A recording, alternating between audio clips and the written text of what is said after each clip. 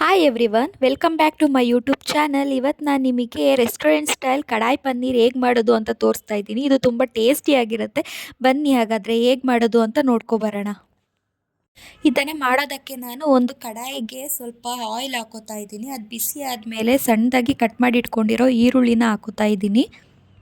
ಈರುಳ್ಳಿನ ಚೆನ್ನಾಗಿ ಫ್ರೈ ಮಾಡ್ಕೋಬೇಕು. ಇದು ಬಣ್ಣ ಬಿಡೋ ಹಾಗೆ ಫ್ರೈ ಮಾಡ್ಕೋಬೇಕು. Colour change ಆಗಬೇಕಿದು.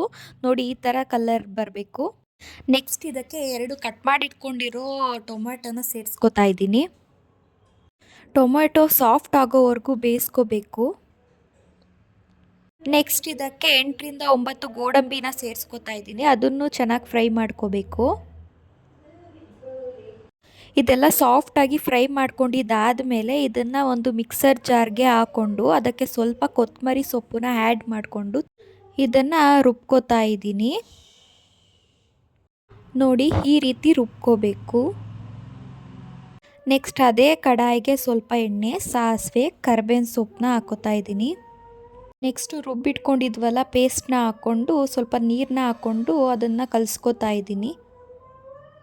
ಒಂದು ಲಿಡ್ನ ಕ್ಲೋಸ್ ಮಾಡಿಕೊಂಡು ಇದನ್ನು ಚೆನ್ನಾಗಿ ಬೇಯಿಸ್ಕೋಬೇಕು. ಈ ಥರ ಕುದಿ ಬರುವಾಗ ಅದಕ್ಕೆ ಸ್ವಲ್ಪ ಕೊತ್ತಂಬರಿ ಸೊಪ್ಪು, ಜೀರಿಗೆ ಪೌಡರ್, ಧನಿಯಾ ಪೌಡರ್, ಖಾರದ ಪುಡಿ, ಸ್ವಲ್ಪ ಉಪ್ಪನ್ನ ಹಾಕ್ಕೊಂಡು ಚೆನ್ನಾಗಿ ಮಿಕ್ಸ್ ಮಾಡ್ಕೋಬೇಕು. ನೆಕ್ಸ್ಟ್ ಇದನ್ನು ಮೀಡಿಯಮ್ ಫ್ಲೇಮಲ್ಲಿ ಸ್ವಲ್ಪ ಕುದಿಸ್ಕೋಬೇಕು. ಇದು ಕುದಿಯುವಾಗ ಪನ್ನೀರ್ ಕ್ಯೂಬ್ನ ಹಾಕೋತಾ ಇದ್ದೀನಿ. ಇದನ್ನು ಒಂದು ಲಿಡ್ ಕ್ಲೋಸ್ ಮಾಡಿ 1-2 ನಿಮಿಷ ಬೇಯಿಸ್ಕೋಬೇಕು. ಇದು ಕುದಿಯುವಾಗ ಸ್ವಲ್ಪ ಬೆಣ್ಣೆ ಹಾಕೋತಾ ಇದ್ದೀನಿ, ಟೇಸ್ಟ್ ಚೆನ್ನಾಗಿ ಬರುತ್ತೆ ಅಂತ.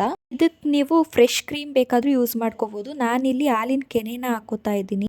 ಕೊನೆಯಲ್ಲಿ ಇದಕ್ಕೆ ಕೊತ್ತಂಬರಿ ಸೊಪ್ಪನ್ನ ಹಾಕ್ಕೊಂಡ್ರೆ ಟೇಸ್ಟಿಯಾದ ರೆಸ್ಟೋರೆಂಟ್ ಸ್ಟೈಲ್ ಕಡಾಯಿ ಪನ್ನೀರ್ ರೆಡಿ ಆಗುತ್ತೆ. ಇದು ಚಪಾತಿ ಮತ್ತು ಪರೋಟಕ್ಕೆ ಸೂಪರ್ ಕಾಂಬಿನೇಷನ್ ಅಂತಲೇ ಹೇಳ್ಬೋದು. ತುಂಬ ಚೆನ್ನಾಗಿರುತ್ತೆ. ನೀವು ಒಂದು ಸಲ ಟ್ರೈ ಮಾಡಿ ಹೇಗೆ ಬಂತು ಅಂತ ಕಮೆಂಟ್ ಮುಖಾಂತರ ತಿಳಿಸಿ.